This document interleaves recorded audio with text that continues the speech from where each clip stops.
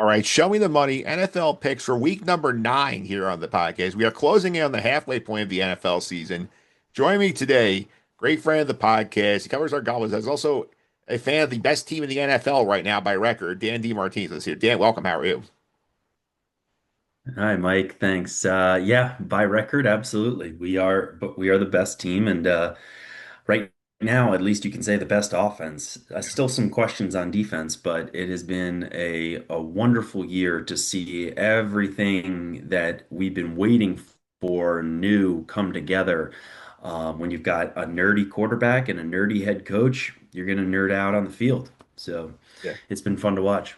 Yeah, absolutely here. And I got to say, that's like obviously Colts were the biggest favorite of the week last week against the Titans, and big mismatch on the field happened off of here. A big highlight of this game though, like seeing like how like Jonathan Taylor's big highlights, the big touchdown run that like sort of put this thing away early here. Like this was sort of like the taking care of business game that you don't get that often these days.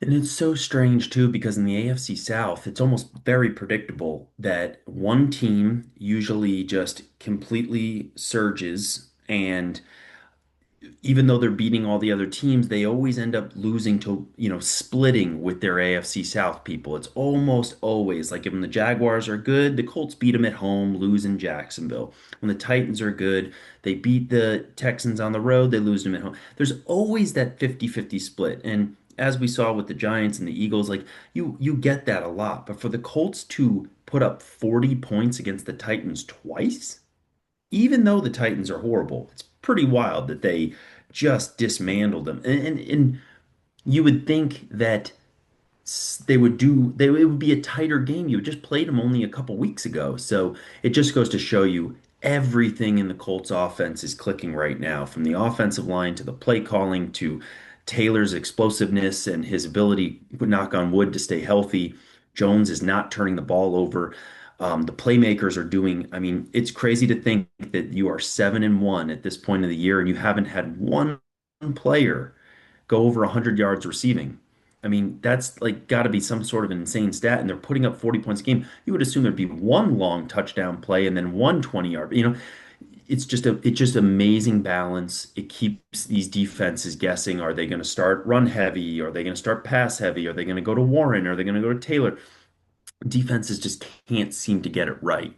And the Colts are just, this is the first year where I'm actually proud to put my daughter in a Colts shirt and let her out in public. So it's been a really wonderful thing to watch. I do have to caveat that with I'm not sold Yeah.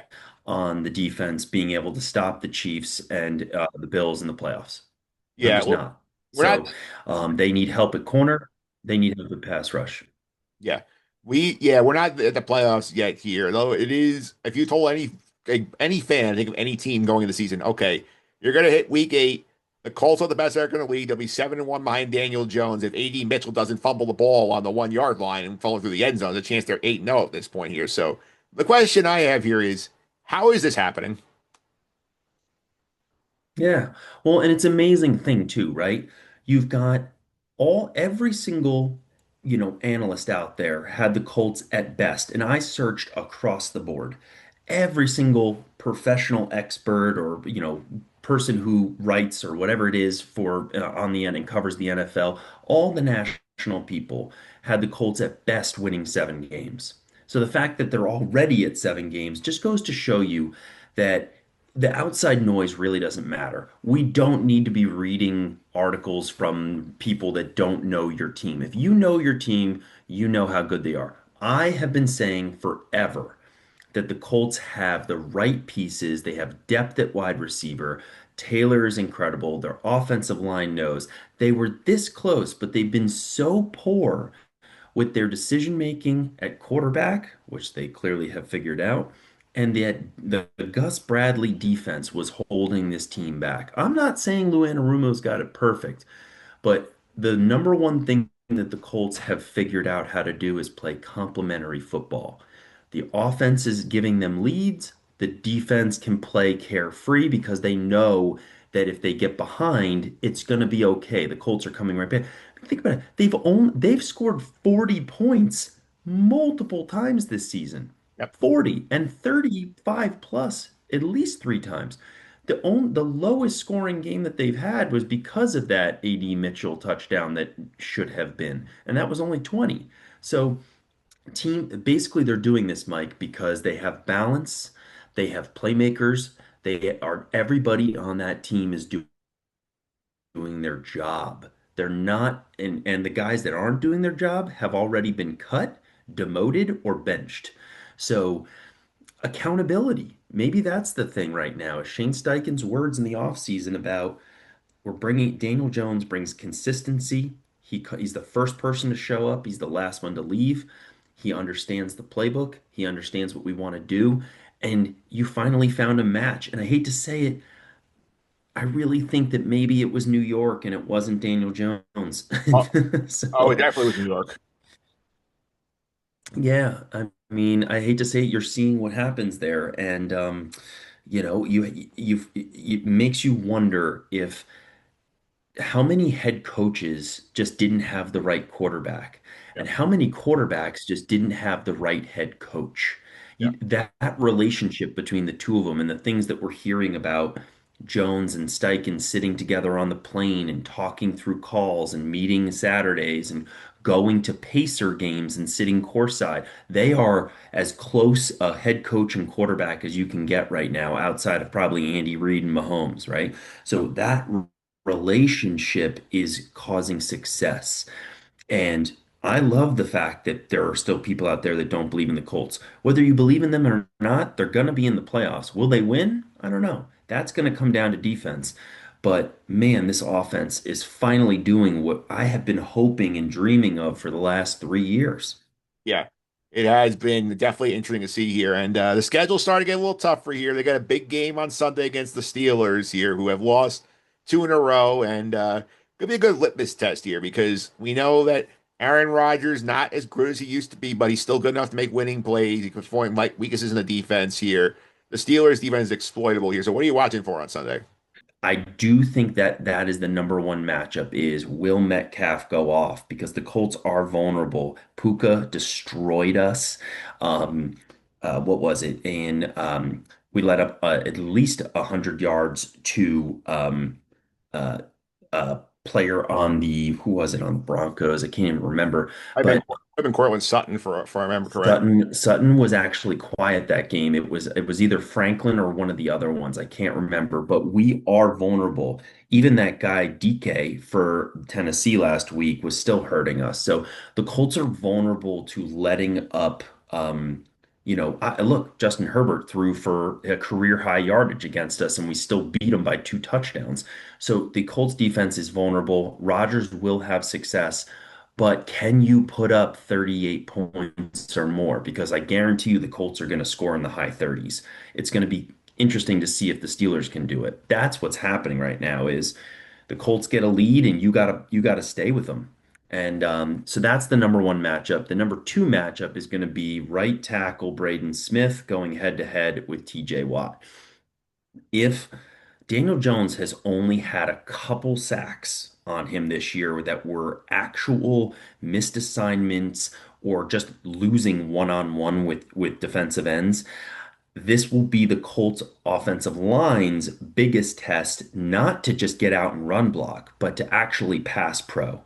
And if Braden Smith continues to play like he does, I'm sure that unfortunately for our right guard, Matt Goncalves, his father passed away yesterday. So I'm not sure what his status is for game time, where his head's going to be at. They might have a sub at right guard, but the right side of the offensive line is going to have a challenge there. So those are kind of the two areas to watch. Will Jones get pressured?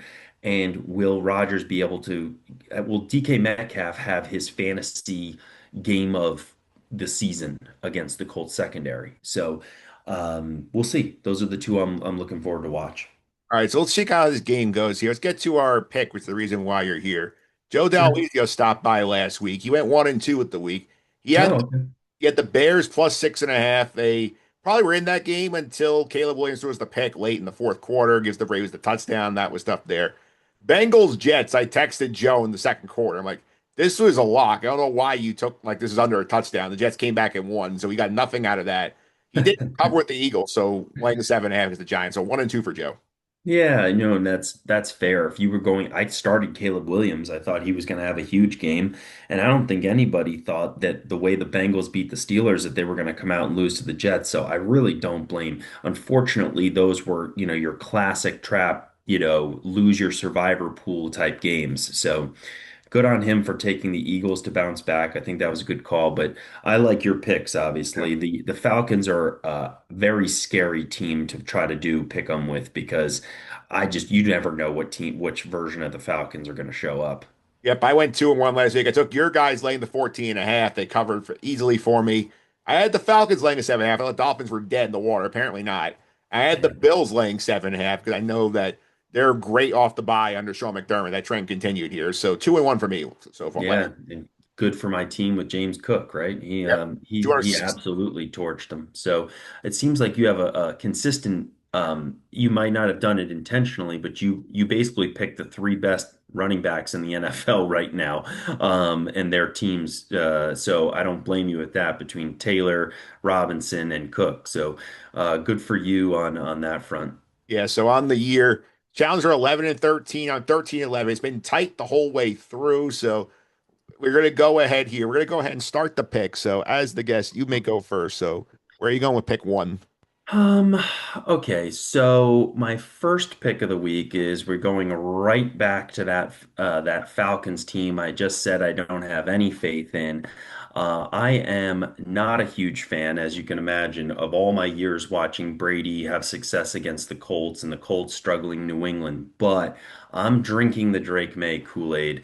I've watched enough of his highlights to see that is how you throw a football. That is the zip that you need, the ball placement. He's being protected. They're doing just enough to win.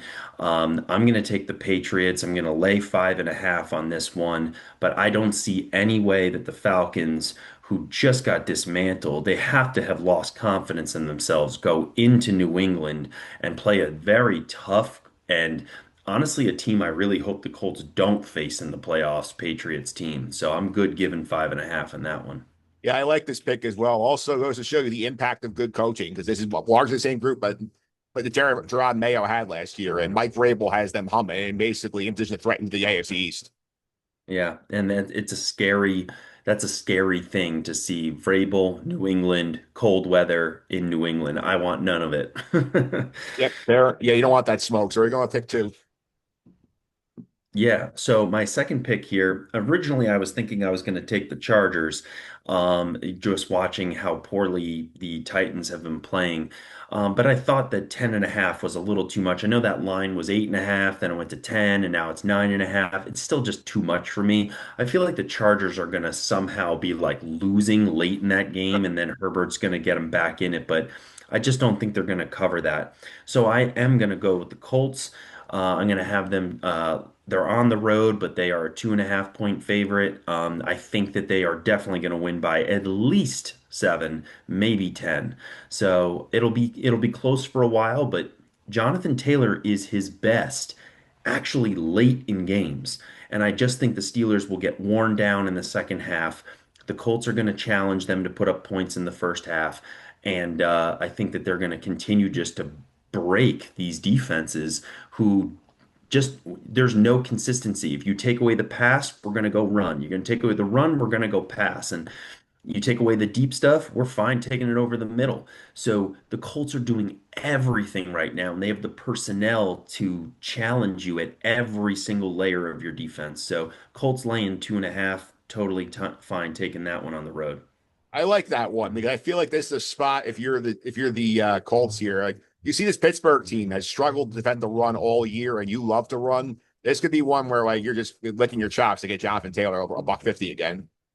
Yeah, no brainer for us. And, if we can take away Metcalf and a couple of the ability to throw over the middle to their tight ends, I just don't see, with a healthy defensive line that's stuffing the run with Grover Stewart and Buckner playing his best football right now.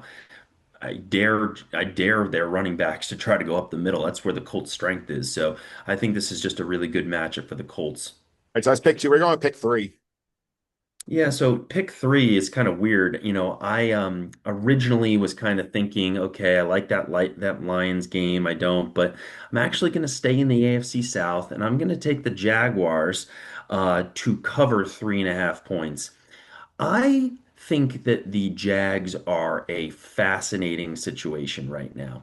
I think that that team, even though they're on the road and they're in Las Vegas, I watched the Colts dismantle the Raiders and put up 40 points. I just don't see a way that the Jaguars don't try to keep pace with the Texans and with the Colts and come away with a win on this one. If the Jaguars lose to the Raiders on the road, that season is well caked because we all see what's happening in Houston, and Houston is going to be scary down the stretch. Their offense is starting to figure it out, and obviously the Colts are leading the way. So the Jaguars have to win this game and keep the Texans down. Every single one of these games are going to matter, and I just think that covering 3.5 is. I think the Jags win by at least 2 scores. Yeah, this game scares me because like I want to see this team go on the road and like do it consistently. I know they beat a banged up 49er team on the road. That was a while ago. And like they have not handled like success very well. So I want to see them do it. I want no part of this game. Yeah, I know you say that, but man, I've watched a lot of Raider games this year. They stink. They really do. So, All right, so your picks are on the board. I'll go up down here. Pick one. I had success with the big numbers last week. I'm going to go back to the biggest number on the board. I'm going to weigh the 13.5 with the Rams against the Saints here. And the Saints are right up there with the Jets and the Titans for the worst teams in the league. They're changing quarterbacks here. Rattler's out. Tyler Shuck is in. And now they have to go play the Rams coming off a bye, getting guys back. That's going to be an ugly, ugly spot because the Rams don't play with their food. I think this might be a 3 touchdown victory for the Rams. So I'll lay the 13.5. you sure? I think it might be a trap, Yeah. but that's your choice. I'm just kidding. No, I mean, how are you going to be like just completely frustrated if it's like 13-7 Saints at halftime? Like, can't you just see like you know, the Saints just getting some weird like kickoff return or a fumble recovery touch. I just see this one being closer than it needs to be, but maybe I'm wrong. Maybe the Rams just demolish them like they did the Jaguars.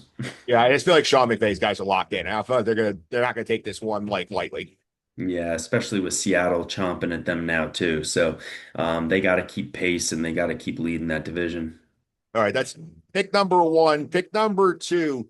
I'm going to go to Monday Night Football, Sunday Football first. Sorry, I'm going to take the Seahawks laying 3.5 against the Commanders here. And I've been of the belief all year that the Commanders are, on the way down. They have issues. Like they have been dealing with injuries. Don't know if Jaden Dantley back this week. Terry McLaurin's out for Sunday. Their depth's been tested. This is a classic year back, step back year two, go up forward in year three, 2 steps.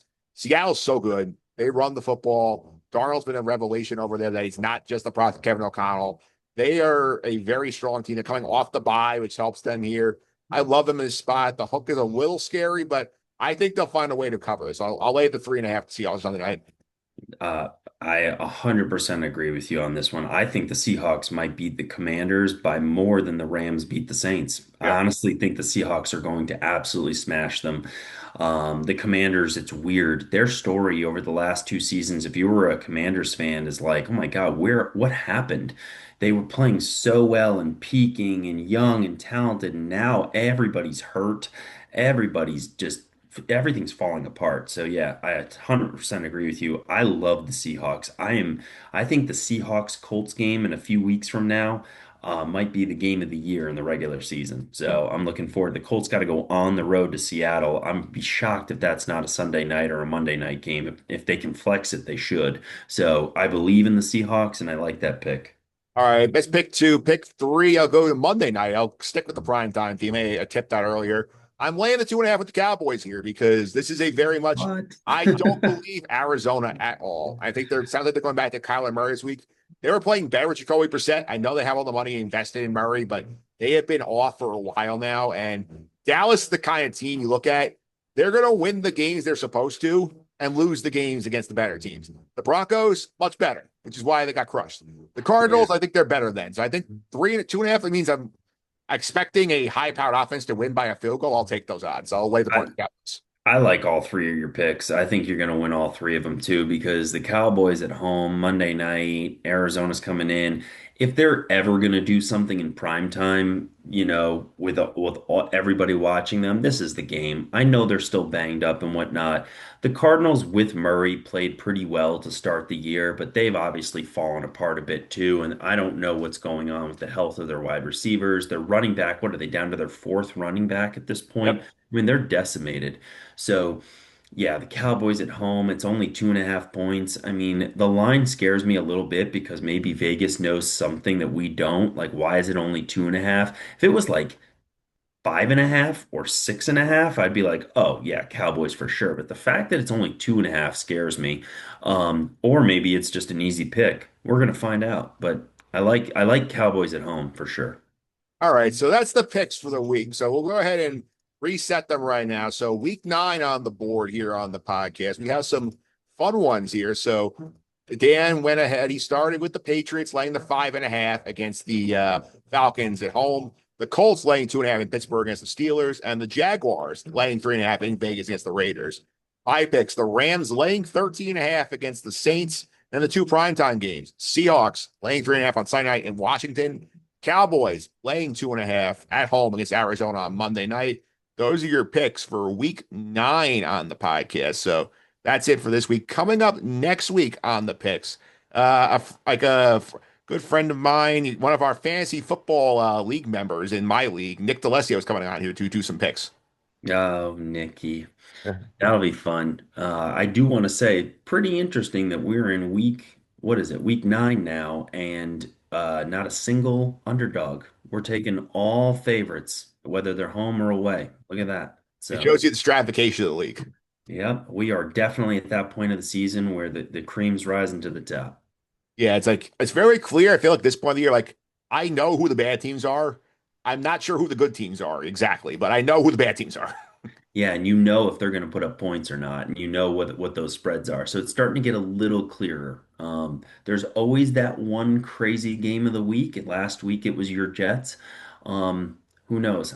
If you had to choose, just to finish up, what would you say is going to be that one crazy game that you just have no idea what's going to happen? Is it Bears Bengals? Is it Panthers Oh, it's Packers? it's 1,000% Bears Bengals. Yeah, I, Because I honestly had no idea. I saw that line at like Bears 2.5. I'm like, I want no part of this. Like this like scares the hell out of me, that game. I think the other one that scares me is I know we're recording this the night before Thursday Night Football, but Ravens Dolphins. I mean, Dolphins playing their best. The Ravens have everything right in front of them, and Lamar playing like what are the Ravens at this point? So I think tomorrow night I would have no idea what the score is. Is it close? Is it a blowout? Which team blows out the other? Like the Ravens can't cover me on a pass over the middle. So I don't know. But yeah, I think Ravens, Dolphins, Bears, Bengals, like, could we just throw those away? Yeah. That's one of those where like you have to be a very brave man to be betting that game. Absolutely. And I will also note here, like if I had to make a call on an underdog, also I'll throw 49ers Giants in that bucket because of how injured the 49ers are. Yeah. I would definitely say that game will be closer than everybody thinks. Well, it's only a 2.5 point spread. And Yeah. which is that tells you like how banged up San Francisco is because the Giants are not good. They're really just like unhealthy themselves. I'm hopeful that the 49ers, once again, it's strange a year when the AFC South plays the NFC West, but I'm just hoping that we get to the 49ers before they all are healthy and figure it out. Because don't you can feel that they're like not a bad team. They just don't have their best players out there yet. Yeah, I will also like Nick's a Jet fan like myself. I will give a shout out to the Jets for winning before the bye, so we get 2 whole weeks to enjoy the win before they start losing again. I'll give you guys credit. I mean, that was one of the most bizarre stories. I would think if you were doing a highlight tape of the 2025 season, that comeback win with everything that was going on, even for me, who's in Florida, not following everything going on in the New York market, I mean, just the most crazy week and one of the most crazy weeks in recent Jet history. And there have been a lot of crazy weeks. So good on you guys. You deserve a break. So Yeah, I said like at the time, I said like when I was watching the game live, I saw like when the Jets had scored, make it 38-32, Cincinnati goes pass, pass, pass, and running for 8 yards of carry. I'm like, the Jets are gonna win this game because Yeah, the Bengals gave them a lot of time. it felt like everything shifted. Yeah. So that's why the NFL is still great. Yeah, I said to some friends off the air, I think there was a little bit of divine intervention with that game. Absolutely. Yeah. And Justin Fields, once again, you can say what you want about him as a player on the field and a leader in the locker room, but he seems like a good guy. I don't see any reason why he didn't deserve what he was getting. So I'm actually happy for him. He's No, better. A classic example. You got to have the right player, right QB with the right coach. Is he with the right coach? Was he with the right coach yet? I don't know. I don't know. Like we'll see with him. But Dan, thanks for all the time. Really appreciate it. People want to follow you on social media. How can I do that? Sure, I'm at DMARC207, and most of the time my comments are submitting questions to local Indianapolis media to ask during press conferences. That is my new side hobby, and I am very close to getting a question to go through. So we'll see. Yeah, when it goes through, let us know, Dan. Thanks for all the time. Really appreciate I it. will clip it and I will share it the next time I'm on.